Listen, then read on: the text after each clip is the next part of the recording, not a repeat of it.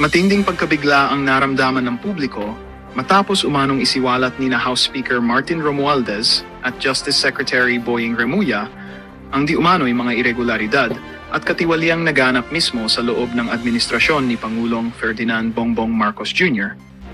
Sa isang lumabas na ulat, sinasabing inamin ng dalawang opisyal na matagal nang may nangyayaring pangungulimbat sa ilang ahensya ng gobyerno na umano'y nalulusutan dahil sa mataas na proteksyong politikal. Ayon sa mga ulat, lumabas ang mga revelasyong ito matapos ang ilang linggo ng tensyon sa pagitan ng mga opisyal ng gabinete at ng Malacanang. Pinaniniwalaang may kinalaman ito sa mga proyekto at pondong hindi umano na ipapaliwanag ng maayos. Dahil dito, umani ng samut-saring reaksyon ng publiko. May ilan ang naniniwalang senyales ito ng pagkawatak-watak sa loob ng administrasyon, habang ang iba naman ay nananawagang magkaroon ng masusing investigasyon upang mailantad ang buong katotohanan. Samantala, nananatiling tahimik ang palasyo hinggil sa issue. Ngunit inaasahang maglalabas ito ng opisyal na pahayag sa mga susunod na araw. Sa ngayon, patuloy na lumalakas ang panawagan mula sa mga mamamayan at ilang mambabatas para sa transparency at pananagutan. Maraming Pilipino ang umaasang kung totoo man ang mga alegasyon, dapat manadyot ang sinumang sangkot, maging ito man ay mataas na opisyal o mismong pinuno ng bansa.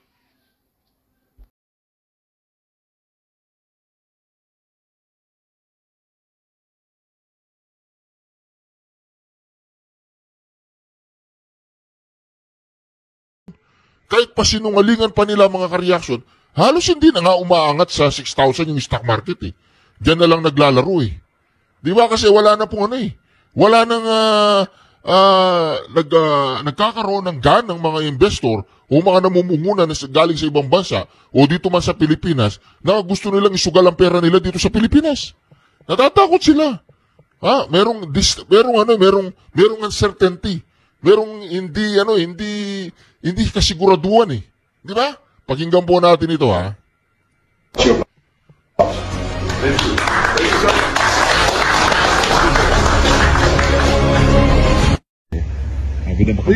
pay the courtesy visit pero no, nothing. Walang nating open, every open. Nasa social hall lang sila. Just working pa old time's sake kasi dating congressman sila. The social hall is open, everybody is there open. Sir, assurance ko lang sir. Assurance natin sa ating mga kababayan. Walang ganun. Wala. Nothing to worry about. Thank you sir. Thank you. Wala daw bigayan. Wala, open daw. Nagkikita daw lahat, open, ganun. O maling-maliat ang pera. Padalan mo ng isang maliat ang pera si General Kurakot. Magkano laman ng maleta? 48 million. Ipadala mo kay General Kurakot. General magnanakaw. Ipadala mo yung isang maleta. Ganun. Sino ba makakaalam nun? Kung siyempre lahat ng general, alimbawa lang kung nabigyan. Magsasalita pa ba mga general? Hindi na. Kaya malaking katanungan sa mga general na to, bakit tahimik na tahimik? Sina Marbil ngayon, goods na. Mga ka-reaction, baka po lahat yan inaambunan, Tanong lang, mga brother, naambunan ka ba o hindi? O naulanan, nabagyuan?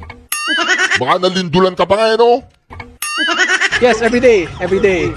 Pero yung bukas, yung next day surprise, hindi ko sasabihin kung saan subdivision, hindi ko sasabihin kung ilan kami, hindi ko sasabihin kung anong oras. It's just surprise and sila na bahala. If they want to protect kung gusto na protektahan yung mga magnanakaw dito at yung mga magnanakaw na nakatira sa mga mamahaling subdivision, sa mga private subdivision na mga 200, 300 million per lot or yung iba mga 1 billion per lot, then that's fine. That would be perfectly okay. But para sa akin lang, we have to protect the interests of the Filipino people over the interest of corrupt politicians. Nako. Sa susunod daw pong pag wala nang makakaalam. Surprise attack na lang ang gagawin, gano'n. Surprise attack. Hello. Kumusta? Okay lang po. Well, sorry sa taking overtime nyo, but we also have to show the people's anger towards corruption, okay? No problem. Have a great night. Alam ko hindi pa kayo papuwi ng mga tao doon, ng mga superiors, but I wish you all the best and I wish you all have a good night tonight. Sorry talaga sa overtime, but we really have to protest against corruption. Hindi na talaga kaya ng taong bayan ang nangyayari ngayon sa bansa natin. Okay? Pero I just want you to know I hold no personal anger against our police force and our military. You're all just doing your job, and at the same time, I'm also just doing my job. Okay? Thank you, sir. Thank you. God bless. Thank you. Ingat kayo, sir. Thank you. Thank you. Thank you. Thank you.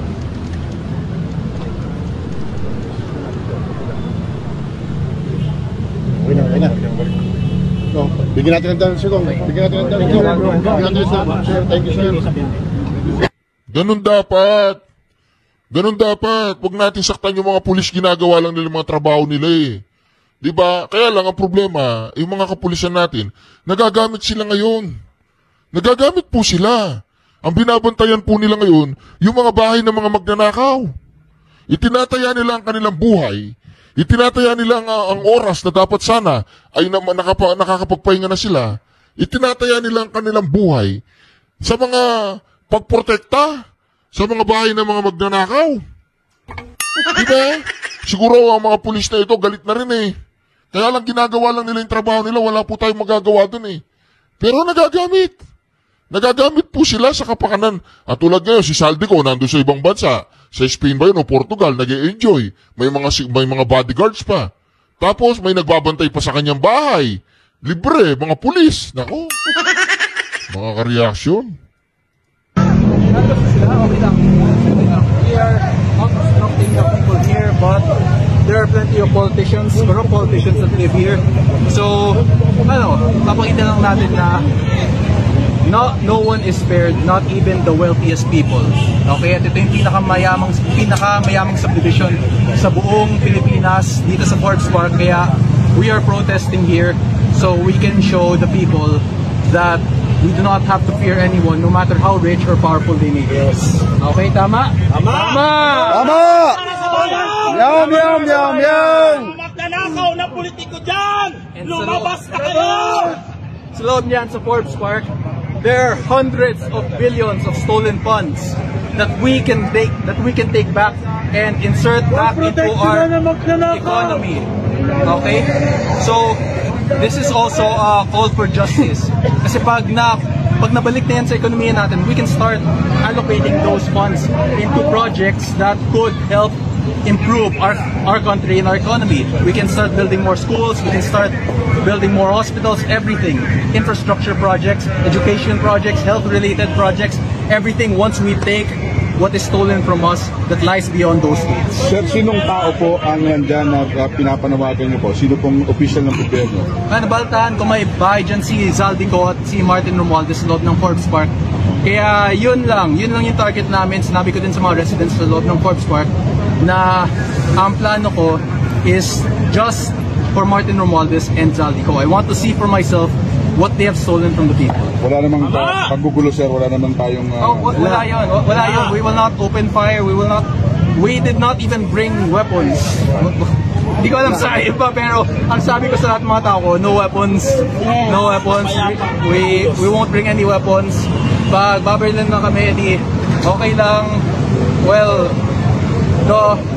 the tree of justice, of progress, is nourished by the blood of martyrs. And ganun talaga yun. Minsan, kailangan talaga may mga mamamatay para sa kinabukasan natin. And kung kami yun, that's fine. Because progress cannot be made without sacrifice. Sir, hanggang kailan kayo magpaprotesta?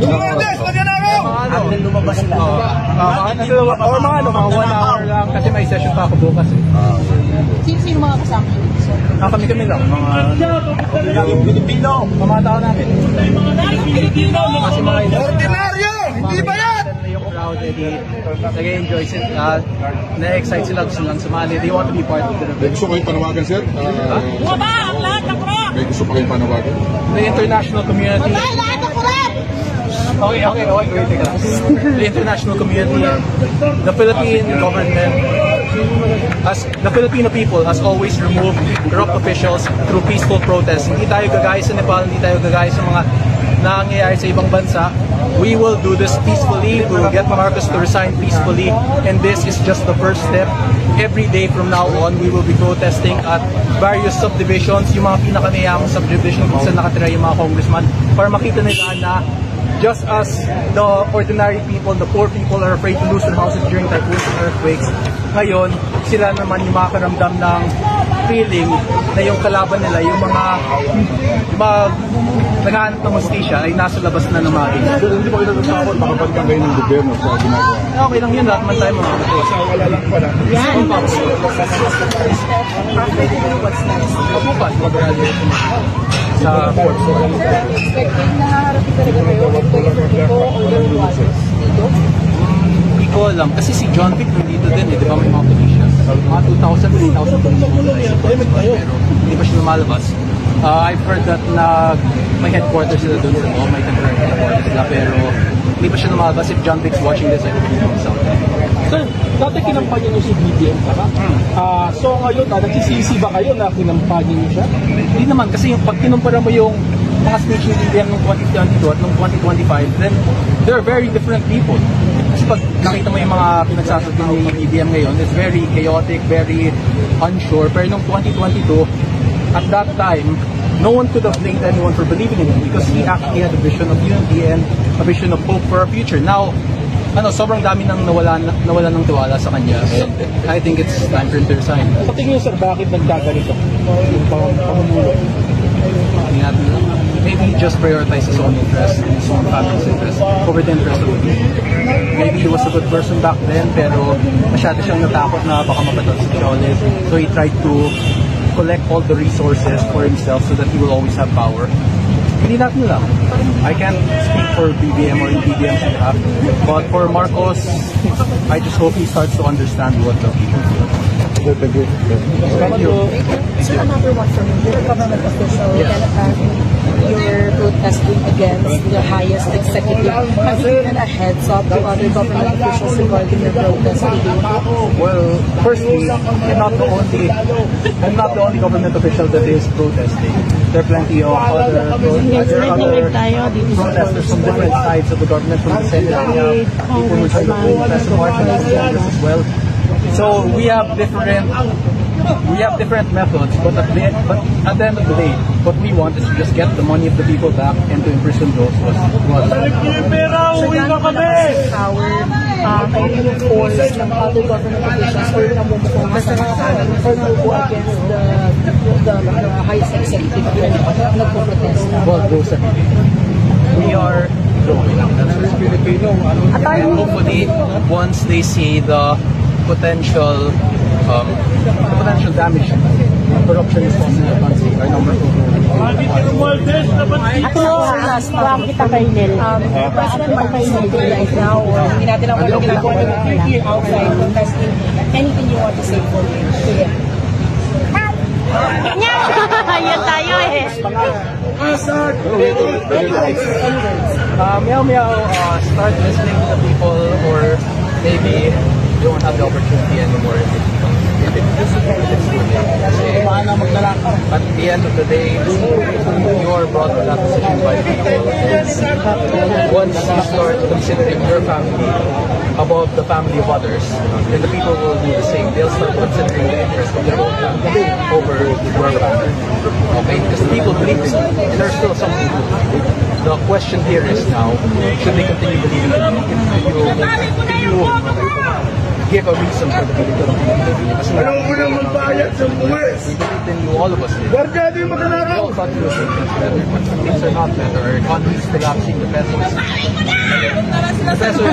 rapidly deteriorating, our stock market also crashed, and now we are facing the possibility of secession again. What else? Hundreds of billions of inflation. So investors are losing confidence in our government, and there might also be mass resignations soon in the reserves military due to loss of confidence in the government. It's all Marcos's choice. Last na sir, bakit mo ginagawa ito sir? Bakit mo ginagawa? Bakit ko magawa ito? Board lang, imbis na mag-games na ako sa bahay. Ginagawa ko pa kasama ka sa kalaw na to. I am doing something. This is part of my role as a public official. Yes, ang damo tanong mo. Ayusin mo. GMA. Kaya nga, ayusin nyo, Where I do have numbers, where I will fight. Yes, tama. Filipino citizens regarding yung ginagawa nila ngayon? Do you want them to be Makikipag-usap mo. Yes, of course. Buhay na yan ang ABCBN at saka JB. Buhay. No one is being, no money is being returned to our government. Nangyari yung kay Ping Lacson, di ba? Yung sabi niya, ABS-CBN! Nandalang muna, nandalang kayo. Interview.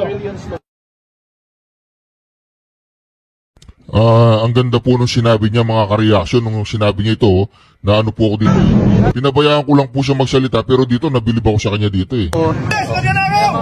lumabas sila. Mga 1 hour lang kasi may session pa ako bukas eh. Grabe mga ka-reaction. Grabe. Handa pong mamatay si Congressman Miao.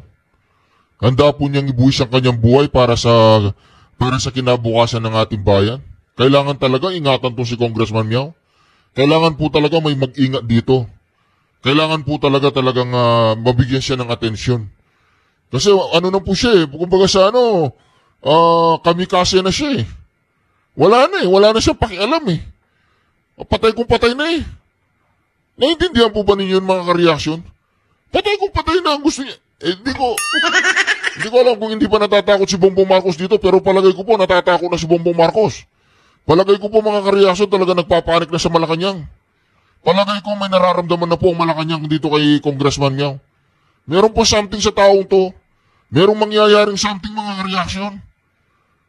Ang congressman na ito magdadala sa bawat Pilipino sa Malacanang. Itong taong to, si Congressman Miao, ang magdadala sa bawat Pilipino gustong pagbabago sa Malacanang. Hindi sa EDSA. Hindi dyan sa Paul Park. Sa Malacanang ang destination ng batang to, no? Mga reaction. Grabe po. Sino yung mga kasama nyo? Kami lang, mga Pilipino, mga tao namin. Kasi mga ordinaryo! Hindi ba yan? Yung crowd, nag-enjoy sila, na-excite sila, gusto nilang sumali. They want to be part of the event. May gusto kayong panawagan, sir? May gusto pa kayong panawagan? Grabe po, mga ka-reaction. Nakakapangilabot po ang nangyayaring ito. Nakakapangilabot, mga ka-reaction. Mga kapuso, ngayon pasado alas 11 po ng gabi ay patuloy po yung protesta ng iba't ibang grupo. Ngayon, kanina po nanggaling sila ng Maynila. Nakakapangilabot po, ito po ibang anggulo naman itong interview ni Madam na to. Panoorin po natin, mga ka-reaction. Ibang anggulo po ito, mga ka-reaction. Mga kapuso, ngayon pasado alas 11 po ng gabi ay patuloy po yung protesta ng iba't ibang grupo. Ngayon, kanina po nanggaling sila ng Maynila. Ngayon po nandito tayo sa Makati City. Ito po yung Arnaiz Gate sa Dasma Village. Medyo nagkakaroon na po ng tensyon sa pagitan ng mga rallyista at mga pulis.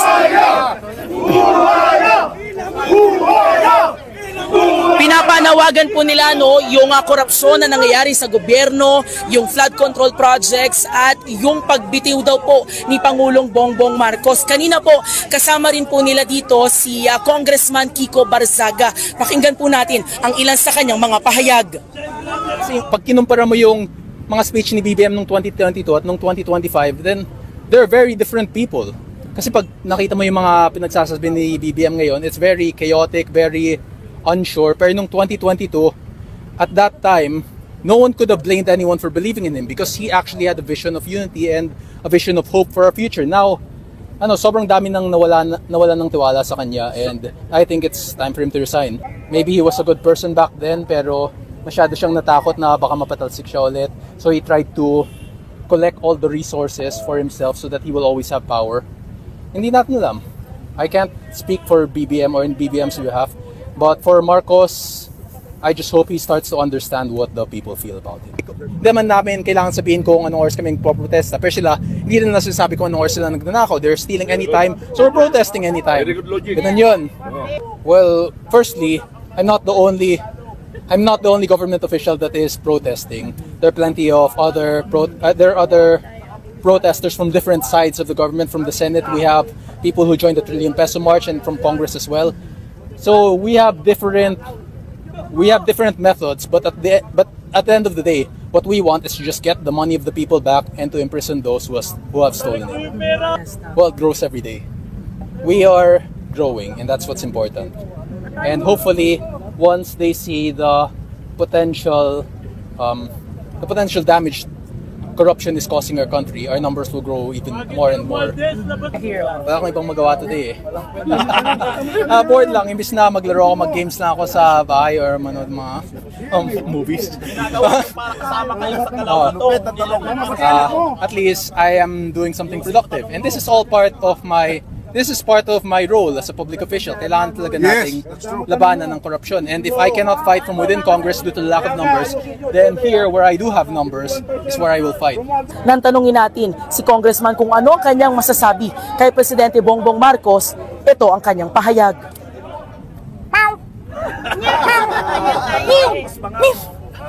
Hindi, bali tayo.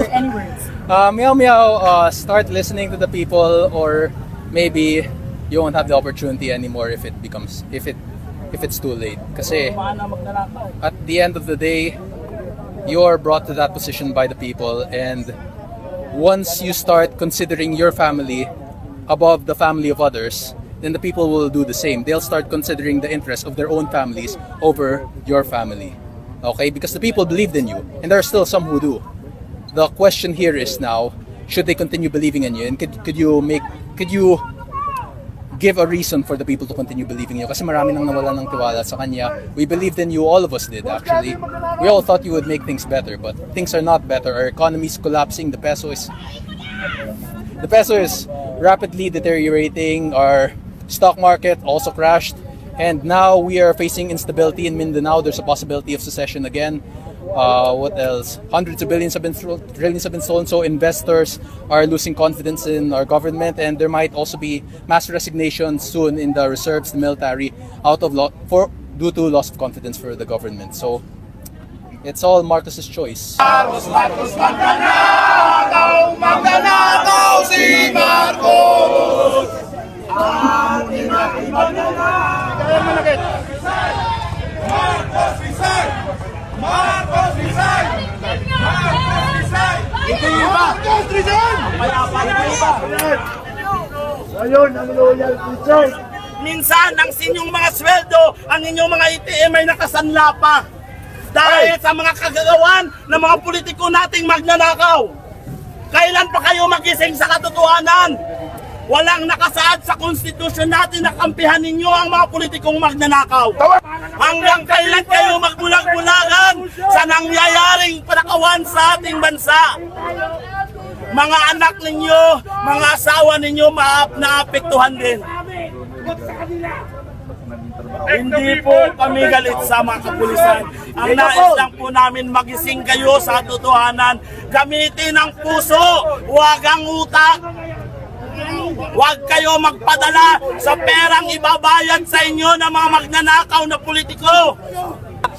Reminder, hindi natin kaaway itong mga kapatid natin pulis. Tama! Hindi natin sila kaaway. Tama! Tama! Kaya sila nandito, tumutupad sila sa kanilang mga tungkulin. Tama! Ang kaaway natin, 2 tao lang sa loob. Si Martin. Sino yun? Kilala nyo na yun. Ay, hindi ko kilala. And Saldico! Yan lang. At si Sandro Marcos! Bongbong Marcos! Walang alis! Wala lang kulihan! Medyo nawala lang po yung linya ng kapulisan dito nung sumakay po sa kanyang sasakyan si Congressman Kiko Barzaga. Kaya nakikita po ninyo, nagpo-form po ulit ng linya yung ating PNP. Pakisuyo na lang po ako sa inyo, pakisuyo. Pakisuyo po, tayo po ay pakisamahan. Pakisamahan po tayo. Pakisuyo naman ako sa inyo. Sa mga oras na ito po, mag-aalas 12 ay nadagdagan po itong kapulisan dito sa Dasma Village at nag-iingay po muli itong mga rallyista. Sali na kayo!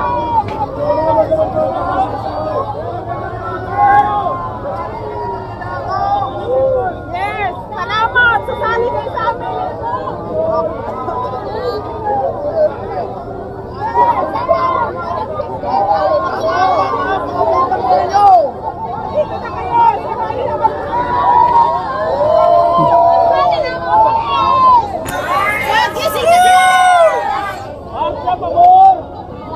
wala pang pinal na impormasyon kung hanggang anong oras mananatili yung mga relihista dito, no? Yan muna ang latest mula rito sa Makati City. EJ Gomez. Dito po pakinggan po natin si Bongbong Marcos. Paano siya mga tuwiran sa mga nakawan? Good morning, Mr. President. Ibon Foundation said that billions of fund control funds concentrated in the ruling parties. May we get your comments, sir? Are you aware of it? That is the case in every single how do you say legislative body. Pakinggan po niyo.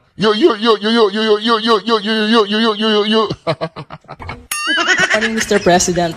Ibon Foundation said that billions of fund control funds concentrated in the ruling parties. May we get your comments, sir? Are you aware of it? That is the case in every single